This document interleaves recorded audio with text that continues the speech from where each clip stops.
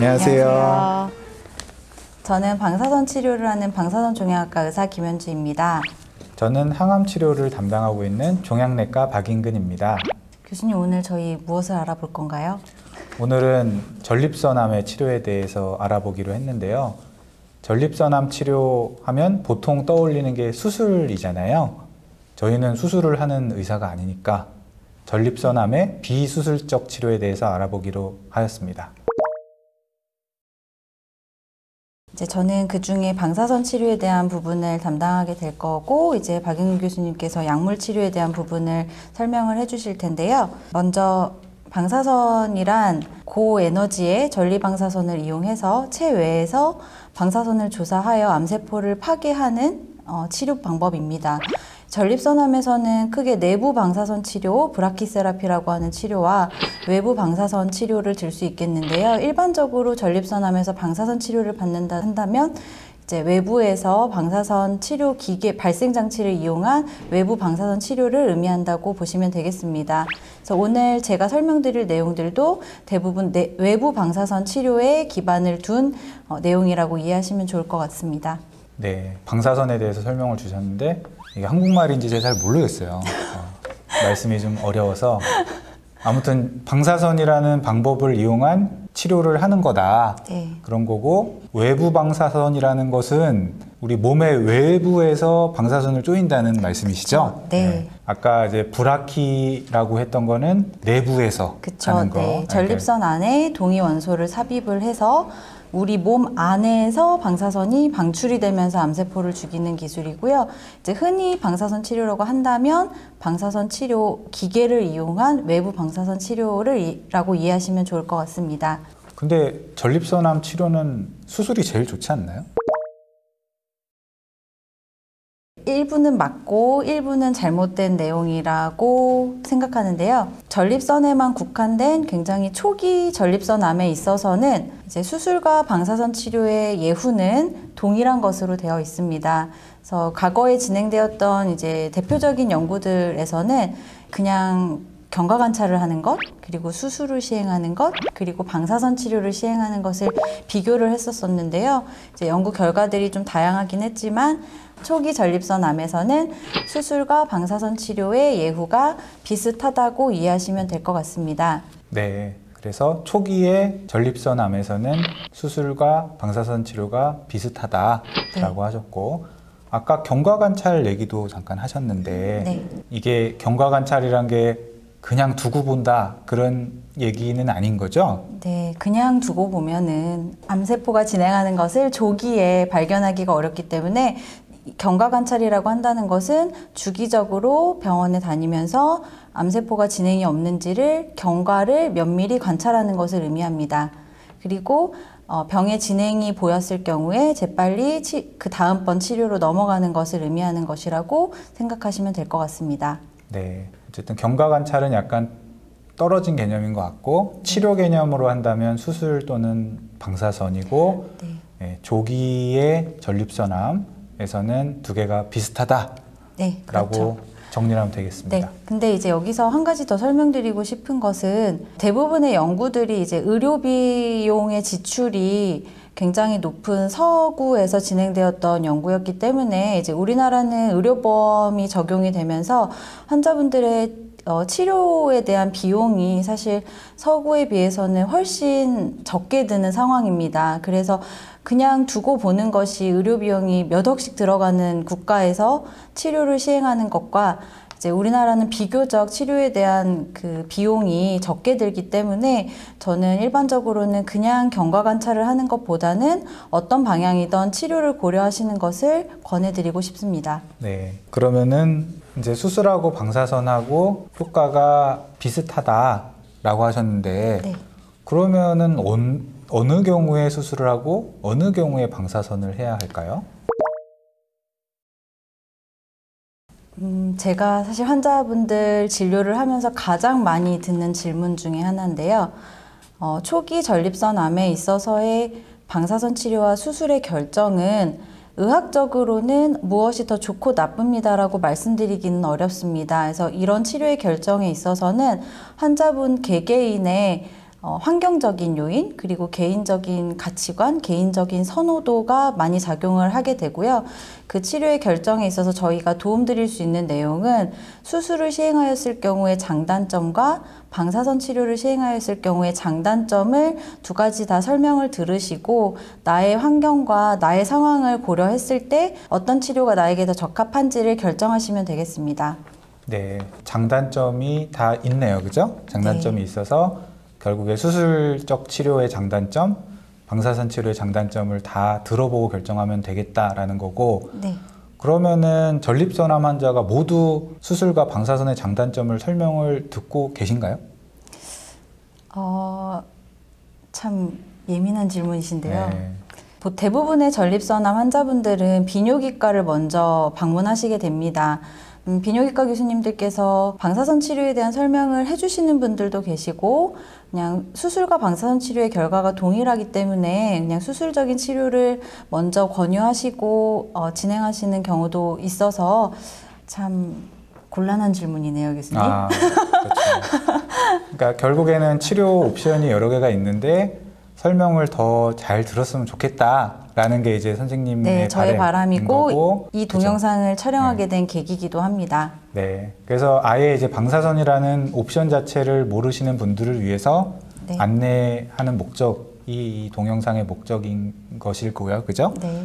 그러면은 이제 비뇨의학과랑 다학제 진료를 점점 활성화하면 더욱더 진료가 좋은 쪽으로 발전해 갈 수 있을 것 같습니다. 네, 환자분들께 조금 더 다양한 정보를 제공하고 치료에 대해서 결정하실 수 있는 기회를 드릴 수 있을 것 같습니다. 네. 그러면 아까 이제 비교적 초기의 전립선암에서는 수술과 방사선이 효과가 거의 비슷하다라고 말씀하셨는데 혹시 뭐 어떤 경우에는 뭐 방사선이 더 좋다거나 반대로 어떤 경우에는 방사선은 안 될 것 같아요. 뭐 이런 게 있을까요?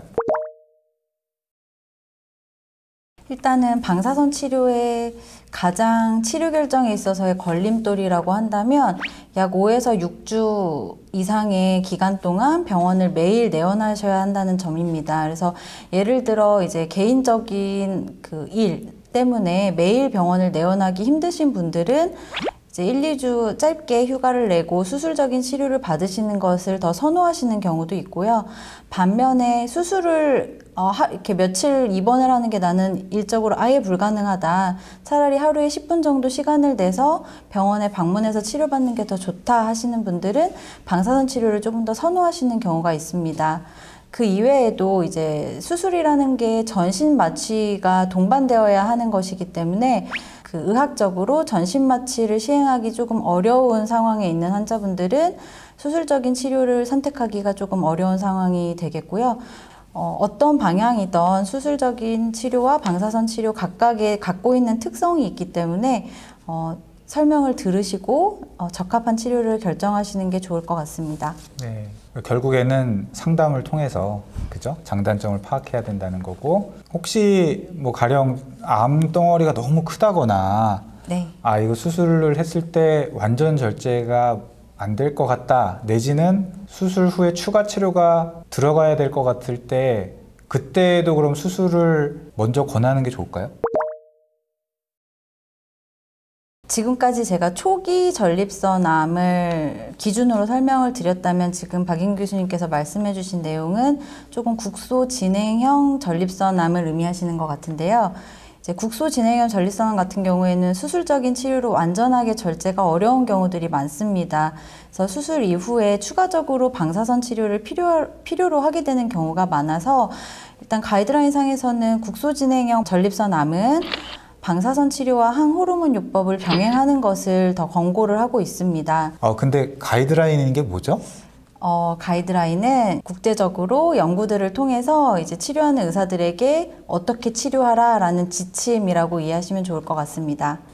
그러니까 우리가 치료를 정할 때 내키는 대로 하는 게 아니라 이제 공인된 어떤 지침이 있어서 그거에 따라 상황을 판단하고 지침에 맞게 치료를 하는데 국소 진행형이라 하면은 멀리 퍼져 있는 전이는 없이 그 골반 안에 종양이 있지만 수술을 하기엔 조금 버거운 정도의 전립선암일 때는 방사선 치료 더하기 호르몬 치료를 하라라고 돼 있다는 말씀이네요. 그죠? 네, 맞습니다. 그렇군요. 그러면은 말씀을 들어보니까 방사선 할 때는 방사선만 하는 게 아니라 추가 약물을 하기도 하는 거네요? 네, 그렇죠. 환자분들이 가장 좋은 치료 효과를 얻기 위해서 하나의 치료만 하는 것이 아니라 우리가 전립선암의 치료는 일반적으로 수술, 방사선 치료, 호르몬 치료, 항암 치료 이렇게 크게 4가지로 나눌 수 있는데요. 서로 배타적인 관계가 아니라 상호 보완적인 치료라고 이해하시면 좋을 것 같고, 내가 이거 하나를 선택하면 다른 치료는 못하는 게 아니고 상황에 맞는 치료를 선택해서 2가지를 받는 게 더 효과적인 분들은 같이 병용하는 치료를 시행을 하게 됩니다. 그래서 방사선 치료의 짝꿍으로 이제 흔하게 우리가 같이 시행하는 치료는 항호르몬 치료고요. 항호르몬 치료가 뭔가요, 교수님?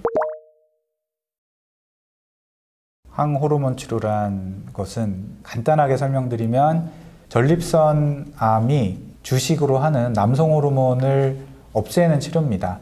전립선은 이제 남성한테만 있잖아요. 그죠? 그래서 남자의 상징까지는 아니더라도 남자의 특이적인 그런 장기인데 전립선이 남성 호르몬을 먹고 살아요. 그러다 보니까 남성 호르몬을 없애는 항호르몬 치료를 하면 전립선 크기도 많이 줄고요.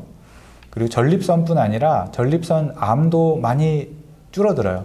그래서 그게 이제 전립선 암의 표준 치료로 굉장히 오랫동안 이용돼 왔거든요. 전이성 전립선암. 근데 지금처럼 방사선을 할 때 그 항호르몬 치료를 같이 하면 방사선만 할 때보다 효과가 더 좋다라는 것이 밝혀져서 이제 같이 하는 거죠. 기간은 어떻게 해야 되나요, 교수님?